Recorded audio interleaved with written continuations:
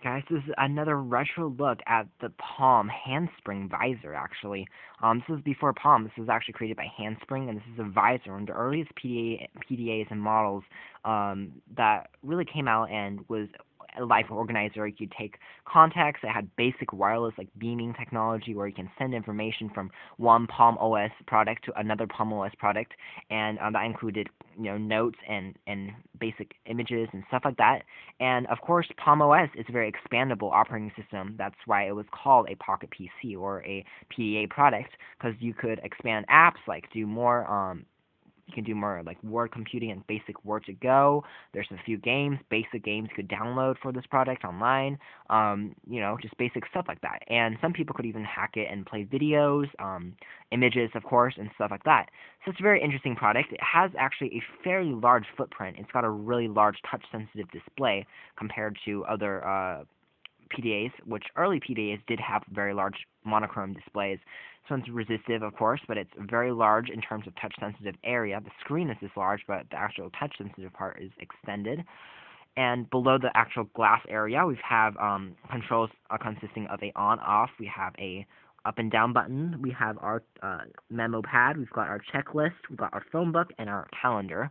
And those are all tactile, fairly risen above the surface of the device for very easy pressing and navigation by touch.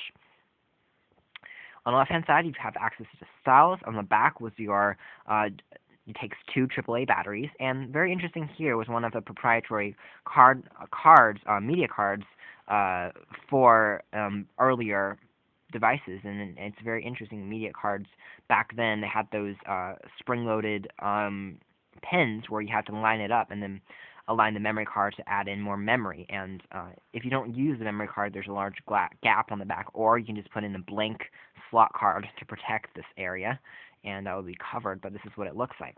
Now, one of the coolest aspects, I think, personally, is the stylus. The stylus is really large. For an included stylus, it's surprisingly well made. It's one of the largest styluses I've ever used. It's really large for a mobile device, and even for super large hands, it's one of the largest styluses ever. It's just really large in general. It's really thick, so it's really comfortable to grip, and everything is just really long, like a pencil almost. And you've got, of course, all these. It's made out of metal, so it feels really nice in the hand in terms of weight as well. So running on a basic Palm OS, we've got your home buttons, we've got our graffiti area for virtual basic handwriting recognition. We've got our address book. We've got a calendar, which takes you on a basic calendar, and you could type in stuff.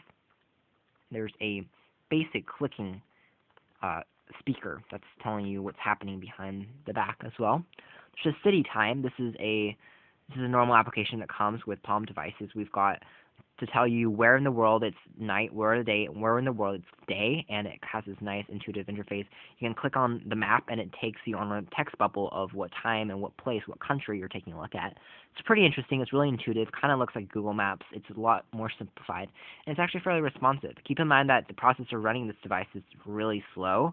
It's like Dragon Ball Z, around 30 megahertz, but it's still running fairly okay. That's because you're not doing too much advanced stuff. We also got an expense calculator, which calculates how much you are spending on the road and on trips and stuff like that. We've got a date book. We've got our calendar, our graffiti. We also have a basic mail.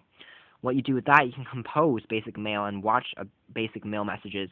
You really have to, like, if you want to compose mail messages on the road, you use the graffiti area or a virtual QWERTY keyboard, and then once you dock it, which the docking system is on the bottom, you dock it to your computer, and then it automatically sends, once your information is synced, it also sends new mail messages into your PDA so they can read it on the go. So you can see who sent you your mail, the information, and it's really intuitive and pretty cool. We've got our active sync, your hot sync actually, not active sync. You've got your preferences, your security, and a memo pad, which basically you can create a new memo. You couldn't really draw, but you could create new memos by the graffiti, writing letters on the bottom. If you don't like that, press the ABC button, and then you've got access to a virtual QWERTY keyboard. Now, virtual QWERTY keyboards are known for being really small in these early PDAs, but because the visor actually has a fairly large touchscreen, then the QWERTY keyboard is, again, larger than some devices like the Sony Clie PG series. It's got a larger screen, so it's got a larger virtual keyboard for stuff like that. So overall, it's just very interesting to see how this is one of the earliest ever Pocket PCs to come out. Of course, there's other devices out there that's really early, all monochrome, all plastic. The whole age of this is really reminds us of the 1900 or the late 1990s, kind of like the Apple Newton pads and just the stuff like that. That's really came out and revolutionized such a long way from what we have today from smartphones and touchscreen computing. But it's interesting how we found our roots uh, over many years back, and we still manage to have touchscreen technology, our wireless, very simple wireless, and basic email and stuff.